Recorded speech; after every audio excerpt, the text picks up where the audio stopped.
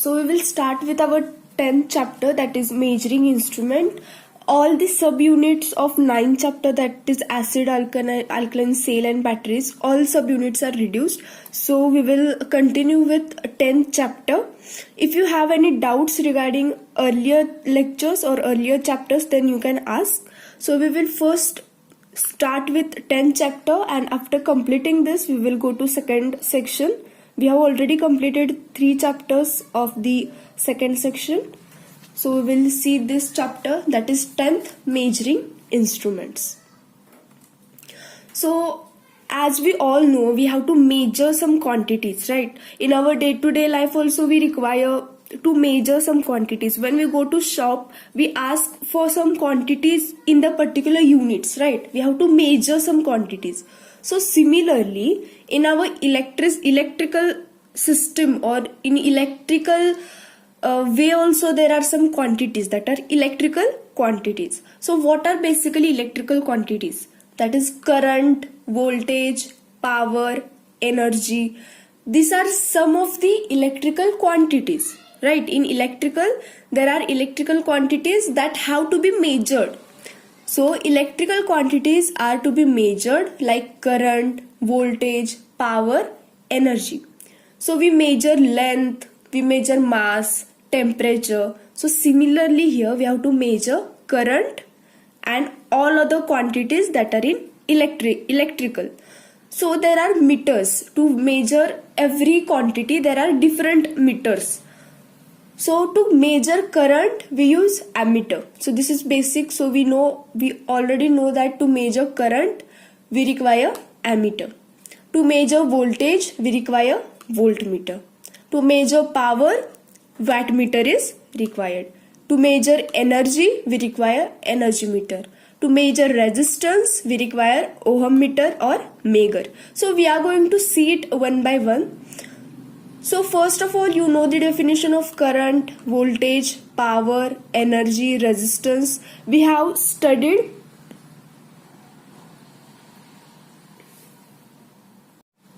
already this in our earlier chapters. We have studied the definitions and what is current, what is voltage, resistance, that all we have studied. So these are the meters that are used to measure the electrical quantities. Now which effect does this meters have? So these electric effects are used in this measuring meters. So some electrical effects we use. So we also know some of the effects of electricity, right? We have seen in last chapter. So magnetic effect of current, electromagnetic effect, chemical effect, heating effect, electrostatic effect. So these are the effects that are used in our electric or measuring meters, right? Now we will see. So there are 3 basic arrangements that are very essential in most of the meters. So these are the 3 basic arrangements that are necessary in our meter. That means this arrangement is present, otherwise our measuring instrument will not work properly. So first one is deflecting system, controlling system and damping system. Just remember, for the most of the meters 3 basic arrangements are essential. Which are the 3 basic arrangements that are essential? Deflecting system, controlling system and damping system. So just remember this. So in short I will explain this. What is deflecting system, controlling system and damping system? So we all know this. So what is this? This is the, consider this is the screen, or this is the some of the measuring instrument. So this is the pointer, right? Whenever we have to measure certain quantity, then this pointer will be first at initial position, that is at 0, right? So whenever we attach this instrument or this meter with any of our system, we have to measure the quantity, then what will happen? This pointer will deflect and it will go to the position, whatever the quantity is, it will go in that position, right? Now consider I am measuring the current and my current is of 5 ampere. So what will happen here? This pointer will move here up to 5 ampere and it will stop, right? So for this deflection from initial position to our required position, deflection is necessary, right? So the deflecting system, what it does basically, it will deflect the pointer from initial position to the required position. Now I have attached this meter to certain system. I have to measure the current. Now our pointer initially will be at 0, right? There will be no current flowing. Whenever I will connect this meter to my supply, then what will happen? It will point up to 5 ampere. Why? Because the current in that system is 5 ampere. So it will show only 5 ampere, right? So this is due to deflecting system. It will deflect the pointer from 0. But controlling system plays important role. First we saw deflecting system, now controlling system. When there is only deflecting system, then what will happen? This pointer will move up to the maximum value, right? If my current is 5 ampere, it will not stop here. It will stop at the maximum value. Why? Because there is no control. There is no control on where we have to stop, right? So here we require controlling system. So what does this controlling system does? Whenever our pointer deflects due to deflection system or deflecting torque, then controlling system will control, or it will apply the opposite force so that the controlling system will stop the pointer on the required position. Now my current is 5 ampere and my deflecting or this pointer is here at 0 initial position. Then deflecting torque what will do? It will deflect, and controlling torque will control the deflection. It will stop only at 5 ampere, right? So this is about the controlling system. Now last one is damping system. So why damping system is used? So we saw first deflecting system is used to move this pointer from initial position to the required, or it will move to the maximum value, right? Controlling system, what does it do? The controlling system will control the position, right? It will control the position. So whenever we apply 10 ampere or our system has 10 ampere current, then it will stop only at the 10 ampere only. So this is done by controlling. Now damping. So what does the damping does? Now our pointer is at 10 ampere, right? So initially it will try to vibrate. It will not give a single value. It will just go in this position. So to stop this and to get a single particular reading, what we have to do? We have to apply damping force, or we have to consider the damping system. So what does it damping system does? This vibration, it will vibrate like this, right? So this vibration will be stopped after very long time. If there is no damping system, this vibration will stop after very long time, but we have to know the readings at that instant only. So what we have to do? We have to apply some damping force. So what does this damping force does? These vibrations are stopped and it will give us a single correct value, right? So this is about the damping. So I hope you have understood these three systems, that is deflecting, controlling and damping. So we will see it one by one. So for most of the meters, three basic arrangements are essential: deflecting system, controlling system and damping system. Deflecting system. The deflecting force, so it is also called as deflecting torque. Now in your textbook it is deflecting system, so we will continue with this only. So the deflecting force is force required for moving the pointer from rest on the calibrated scale. So as I said, initially the pointer will be on 0 position. To move that pointer, for the motion of that pointer, we need the deflecting system. What the deflecting system will do? Deflecting force is the force required for moving the pointer. The current under measurement. So as I told you, I have to measure the current. So whenever there is current flowing from our meter, what will happen? Deflection will be there, right? So the main reason for deflecting is current. So the current or voltage and a measurement is utilized to produce the deflecting force. Until and unless there is current, then only this deflection will happen. Once we remove the supply, there will be no deflection. There are various effects of current which are utilized for producing the deflecting force in the instrument, right?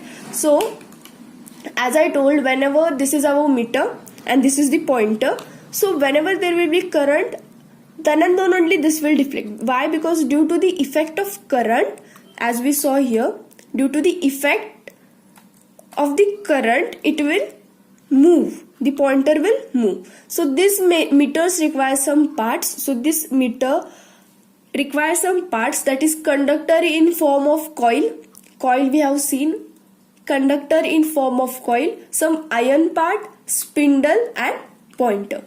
Whenever current passes through the coil, so this is our conductor in form of coil. So current will flow through this coil. Due to effect of current, iron part and spindle are subjected to motion. So spindle, it will move, right? Due to the effect of current, it will move, and due to this motion of spindle, what will happen? Our pointer will also move, right? Because spindle and pointer are attached together. Now due to effect of current, iron part and spindle are subjected to motion. Due to force, due to motion of spindle, pointer moves. Why? You can see here. So this is spindle and this is pointer. They are attached together, right? So whenever our spindle moves, why? Due to the current flowing through the coil. Due to effect of current, iron part and spindle are subjected to motion, right? So this is how the pointer will move. Now controlling system. This system produces a force which is opposite to the deflecting force. When deflecting force is equal to the controlling force, then at that stage moving system stops rotating. As I said, in deflecting system, what will happen? The pointer will move from initial position to the maximum, right? So to stop that motion at the correct instant, what we have to do?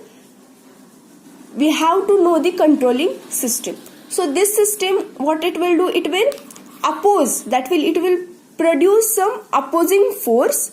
The system produces a force which is opposite to the deflecting force. So our deflection is like this. So it will produce some opposing force so that our system will stop at that particular instant. When deflecting force is equal to controlling force, whenever these both forces, that is deflecting force and controlling force, are equal, at that time what will happen? Our pointer will stop moving or it will stop rotating, right? This is in the controlling system. So it has two types, spring control and gravity control. There are two types, spring control and gravity control. So we will see the spring control. So here you can see this is the scale, right? Now consider this is 0, 5, 10, 15, 20, 25. So first our pointer will be here. Whenever we give the supply, then what will happen? Due to deflection, it will go to this position. But whenever we introduce the controlling system, it will come to the point where the reading is correct, right? So the current in our system is 10 ampere. Then it will come and stop to the 10 ampere only. This is due to the controlling system. So when it will stop? When the deflecting force and controlling force are equal. So due to deflecting force, spindle starts rotating. But at the same time, spring gets wound. So we saw in the deflecting system what happens? Due to the current, this pointer or the spindle will start to rotate, right? And due to spindle rotation, our pointer will also move, right? But here we have introduced spring. We have attached this spring here. So what will happen? As this pointer will move, this spring will wound itself, right? It means it will wound around itself only. So there will be some force produced in the opposite direction. So what will happen? The pointer, the motion or this rotation of this pointer will be opposed. There will be some opposing force. Who opposes this? This is done by the spring. So spring will wound itself and produce the force in opposite direction. Due to the deflecting force, spindle starts rotating, but at the same time spring gets wound on itself. So this spring will get wound on itself. That means it is in this position, it will wound on itself. That means it will produce some opposing force.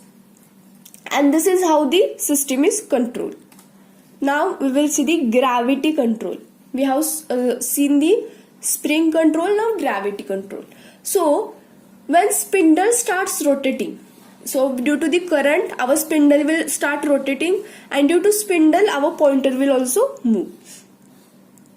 So here there are gravity weights. So you know the seesaw, right? How the seesaw works? So here if the force on this side is more, then this side will go down and this side will come up, right? Now the force on this side will go, or the force is more, then this will go down and it will come up. Similarly here also this thing happens. So here you can see this is the spindle and this is the gravity control. So whenever the spindle starts rotating, at the time the gravity weights are lifted up and produces the gravitational force to oppose the deflecting force. So basically what happens, this is our pointer. Now whenever we attach it to some system, then what will happen? Current will flow, and due to that deflection will happen. But this deflection will be maximum. Due to controlling, what will happen? It will come to the specified position, right? Due to these weights will try to balance out each other and it will come to specific position. So this is how the gravity control works. Spindle starts rotating, due to that pointer will start also rotating. At the same time what will happen? This gravity weights. So these gravity weights are lifted up and they produces the gravitational force. And due to that our pointer will be at the position where it is required. Now damping system. As I told, now due to the controlling system it will come to the position. Now our current is 10 ampere, but it will vibrate. It will not give us only one reading. Now our current is 10 ampere, but it will deflect from 8 ampere to 12 ampere. So we will not get correct reading, right? We want single particular correct reading, but it will not get. Why? Because of this vibration. To overcome this vibration, deflecting system is used, or deflecting torque. The third requirement is damping system. When controlling force is equal to deflecting force, at that stage moving system becomes stable. So as we studied here, deflecting force is equal to controlling force, then what should happen? This pointer must come here, but it comes, but it vibrates. It will become it, or it will go in this position. It will not stable like this, but it will go in this position. But this does not happen. As I said you, it will not be stable at that instant. It will instantly not become stable, but this does not happen instantly because of inertia of moving parts. It oscillates and takes infinite time to become stable. As I told you, it will vibrate. It will not come to stable position. We require single particular reading, but we will be not able to get it. Why? Because of this is vibrating here. It is oscillating here. So we want only one reading, but it is oscillating. We will not get the one reading. We have to wait for a long time to it so that it will come to stable, but it will not come earlier. Say it oscillates and take infinite time to become stable. This damping system creates third force. So this damping torque or damping system, third force is created, that is damping force, which reduces the oscillation and brings the system to rest. When we introduce the damping here, what will happen? The oscillations will get reduced very early and this will come to the stable position. So there are three types: air friction damping, fluid friction damping, and eddy current damping. So mostly this system is used, then this air friction, and at last fluid friction damping is used. So as you see from the name itself, air friction, that means air will oppose the oscillation. Fluid fluid, liquid part will oppose the eddy current, current will oppose. So we will see it one by one. Deflecting system, that is air friction damping. So what we do here, air is used. So here you can see this is the air chamber, this is piston. So this is attached, this air chamber is attached to the spindle and spindle is attached to pointer. So when this pointer will move or it will oscillate, this spindle will also oscillate or it will move, and due to this what will happen, in this air chamber there will be pressure created. So we will see. So in our cycles or by motorcycles, what we do, we give the mechanical brakes, right? But in industries, what they do, due to the air, due to this air, there is some force created and the machine stops or brakes are applied, right? So here the deflecting system and controlling system comes in play. At that time, air piston moves in closed air chamber. So this is the air piston. So you can see here, this is the piston and this is air chamber, closed air chamber. So this pointer is attached to spindle and spindle is given to this piston. So at that time, air piston moves in closed air chamber. Air is pressed, which produces the damping force. So whenever our pointer will move or oscillate, right here, the spindle will also move here in this air chamber, closed air chamber. So what will happen, there will be some air is pressed, that means it will produce some kind of force, and that force is damping force. So this will help our system to become stable. It will not vibrate like this, it will become stable at certain position. So this is about the air friction. So you have to just remember the diagram and what happens in it. This, whenever the pointer will move here, whenever the pointer will move, spindle will also get moved, and due to this what will happen, air piston moves in this closed chamber. So here you can see air piston moves in this closed air chamber and air gets pressed, air is pressed, and due to this pressing what happens, force is created, and this force is what, damping force. This is called damping force, and this force helps our system to bringing it back to the rest. That means it will come here. Now we will see fluid friction damping. So here you can see these are vanes and this is the fluid. So whenever you will move your hand through the water, then what happens, the water will oppose the motion of our hand, right? It will oppose. Similarly, comparing to water, if we flow or run our hand through oil, then what will happen, it will create more opposition, right? Comparing to water, oil will create more opposition to our hand from flowing through it, right? Why this is because of viscosity, you may have learned in physics or chemistry. So here fluid friction damping, rectangular vanes are connected. So similarly, as our hand gets opposition, these vanes also get opposition due to this fluid. So rectangular vanes are connected to spindle. So this is spindle and these vanes are connected to this spindle, right? Similarly, here also piston was connected to this chamber. A spindle was connected to this chamber. Similarly, here spindle is connected to this vanes, right? The rectangular vanes are connected to spindle and they move in the chamber of fluid. So whenever this our pointer will move like this or vibrate, our spindle, this will also be in moving position, and due to this what will happen, this will move but it will get opposition from this fluid, and due to this opposition this will be some damping force, it will be some damping force, and due to this what will happen, our pointer will become stable. So we will see here, when moving, the fluid produces opposition to the vane. Due to this vibration of pointer, the spindle will also move, and due to this vanes will also move here. But due to this liquid, what will happen? There will be fluid friction, opposition will be produced, and due to this our deflection, or it will come to the stable position. Vanes movement and the damping force is produced opposite to the fluid friction, which helps to bring the deflecting system quickly to the rest. right? So whenever this pointer will move, spindle will move, and this vanes will move, but this water or the liquid here will provide the opposition from the motion of these veins. The water will give some opposition. So as I told you, whenever we run our hand through water, it will give us some kind of opposition. So similarly here also it gives opposition, and this is how the fluid friction damping works.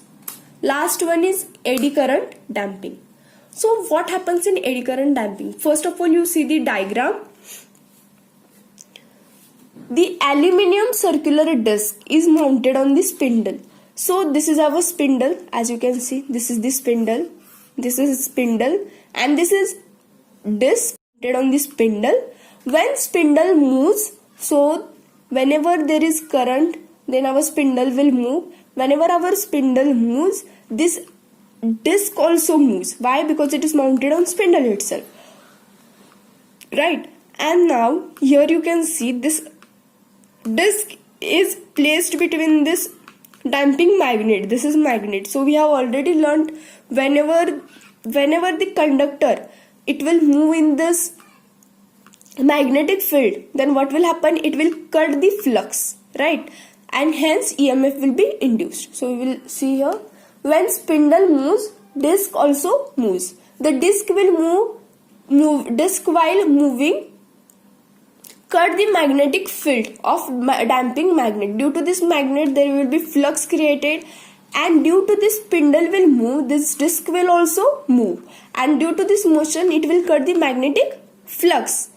Due to the cut of flux, EMF is produced in the disc. So this disc will produce some EMF. We have seen in the chapter, before earlier chapters, we have seen this law. Just check it if you are not aware of this law, and it will be easy for you only. So just remember, whenever conductor placed in magnet, if it will cut the flux, right, it will produce EMF. EMF is produced in the disc. EMF circulates eddy current in the disc. Due to this, what will happen? Current will flow through this disc. That current is called as eddy current, and we know the effects of current. It will be opposing. It will oppose, the effect of current is such that it will oppose the motion of disc. So the current that is flowing in this aluminum disc, it will be in opposing. It will be opposing, that means it will oppose the motion of disc, and due to that, what will happen? This disc will become stable, and due to this, what will happen? Our spindle will become stable, and due to that, pointer that is moving, it will also become stable. So I hope you have understood this. Just remember here what they have done. This is spindle, and this is the aluminum disc which is attached to the spindle. This aluminum disc is in between damping magnet. So magnet, what happens? There will be flux, right? There will be flux, and whenever this spindle or whenever there is current, what will happen? This spindle will move, right? And whenever the spindle will move, this disc will also move, and this disc will cut this flux here. And due to that, what will happen? EMF will be induced in this disc, and due to that EMF, current will be produced, and this current is called as eddy current, and this current has property that it will oppose the motion of this disc, and due to that this disc will become stable. Due to that, this spindle will also become stable, and pointer will also become stable. So this is about today's lecture. If you have any doubts in this, you can ask.